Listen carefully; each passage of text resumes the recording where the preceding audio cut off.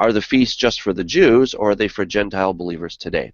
And I'm going to argue that they are for the Gentile believers today, because God never abolished those feasts. And look, let's think about it. You know, what are these feasts anyway? Well, these are literal celebrations or festivals. In other words, these are parties, days off, holidays, good times.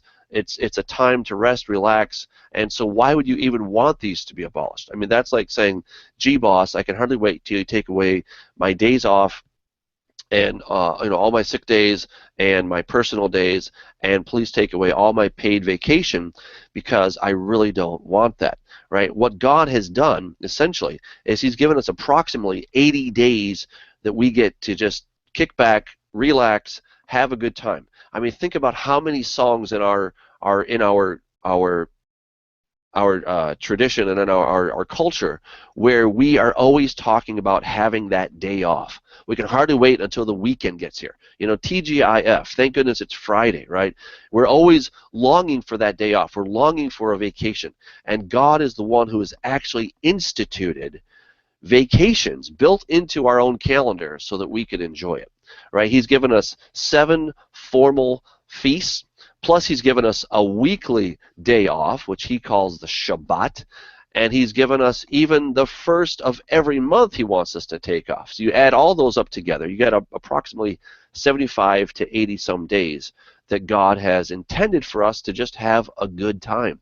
So I think we've completely misunderstood what these days are all about, and that's really the first problem, is what these days are all about. So specifically, what we have is the Sabbath or the Shabbat. We have then the new moons. We have Passover. We have unleavened bread, first fruits, weeks, trumpets, Day of Atonement, and tabernacles. So out of all those days, which add up to about 75 to 80 some days, only one of those days, which is of course the Day of Atonement, but only one of them, one day a year when God told us to basically not have a good time, all right? And that's when you're supposed to get right with your neighbor, you're supposed to get right with God. That is the big day when you're supposed to fast, all right? And of course we find that in the New Testament. As Paul is traveling, it says that before he gets shipwrecked, the fast had already, it was the time of the fast. So we know the approximate time that Paul gets shipwrecked. It's in the fall. It's the Day of Atonement. So we see it again and again and again. And I'm going to start with really the first of these, but I want to answer this question first of all: whose feasts are they anyway? All right. So there's this misunderstanding that the feasts are somehow Jewish, that they're the Jewish feasts, but that is incorrect. They are Yehovah's feasts. All right, Leviticus 23, he says, and the Lord, that is Yehovah, spoke to Moses. So who's talking here? Is it Moses? No, this is God. It's Yehovah, Jehovah, the Lord. He's the one who's speaking. It's not Moses. These are not Moses' big ideas. And, there's also this idea that the law of Moses tells us to do something. Look, guys, Moses has no law. Moses was simply a secretary, a scribe, right? He did not invent any of the laws. All the laws came from the mouth of God, period. So God says, the feasts of the Lord, all right? You see that? The feasts of the Lord. So whose feasts are these? They're not the Jewish feasts. These are the feasts of the Lord.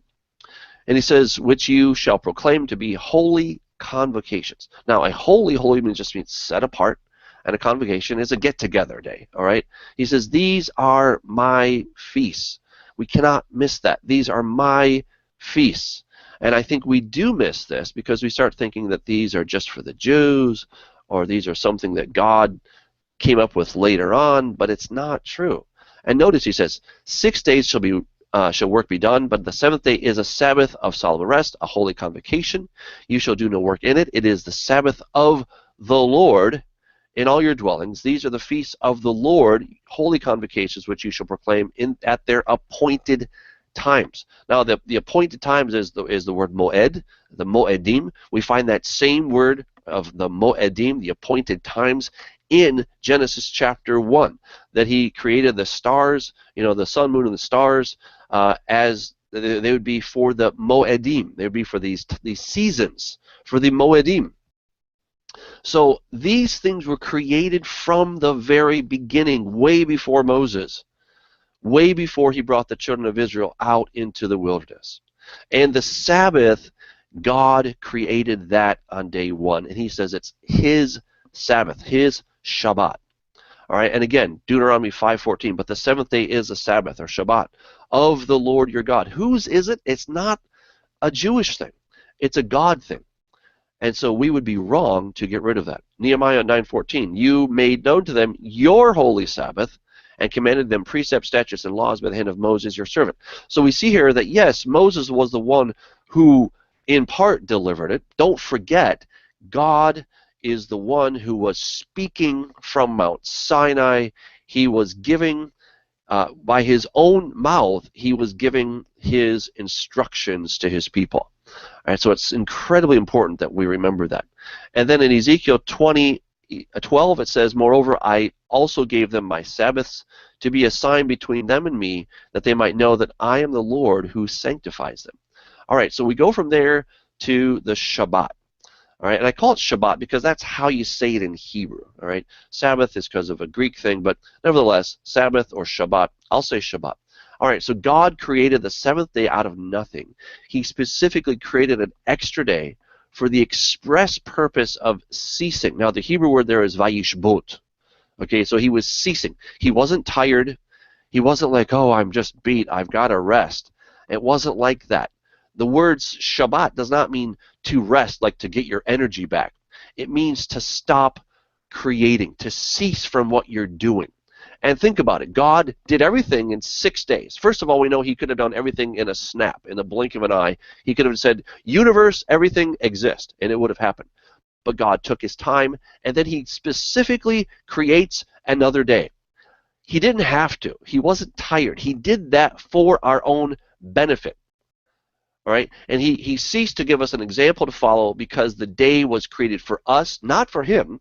That's why Jesus says the Sabbath was made for man and not man for the Sabbath. All right? So it wasn't that God created the Sabbath. He said, I know, I'll create man so he can like do these things on Sabbath, or have a really tough time on Sabbath. No, God's like, I'm going to make an extra day as a bonus day for man, and that's exactly what he did.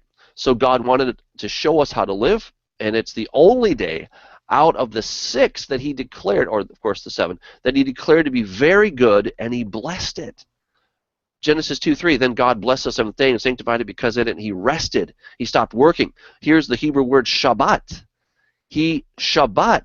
God Shabbat from all his work which God had created and made. So here's where we get the word. It's way before Moses. It's on day 7. And it's a description of what God did, or he ceased from doing, that he Shabbat, he stopped working. That's what the word means. So the conclusion here is that the first feast day, the Shabbat, is not Jewish nor Israelite.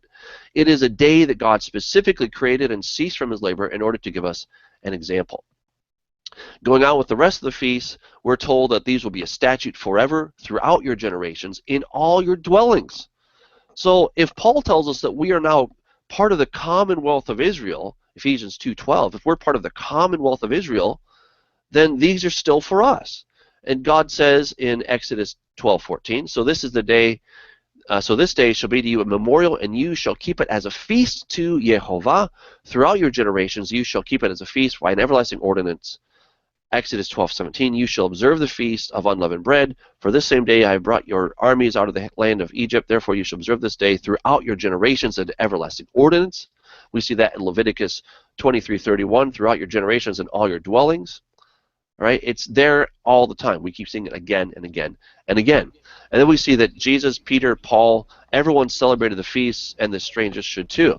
All right, so we have that in Leviticus 16:29. This shall be a statute forever for you. In the 7th month and the 10th day of the month you shall afflict your souls. All right, and it says here, it says concerning the stranger who dwells among you. And then we've got Acts 18:21. But he took leave of them, saying, I must by all means keep this coming feast in Jerusalem. All right, so Paul was very intent on keeping the feast. It sounds like somebody needs to mute their microphone. Just a little word there. Doug, we've got about a minute to go for you. Oh my. Okay, cool. All right. Well, I'm gonna have to speed through this a little bit. So let me just get to the kind of the heart here. I was just warming up. Too bad, time flies. But so in Colossians, this is kind of where a lot of people think that that Paul said we don't have to keep these anymore. First of all, Paul didn't do that. Paul had no authority to undo what God did, and Paul again and again and again said that he believed everything in the Torah and the prophets.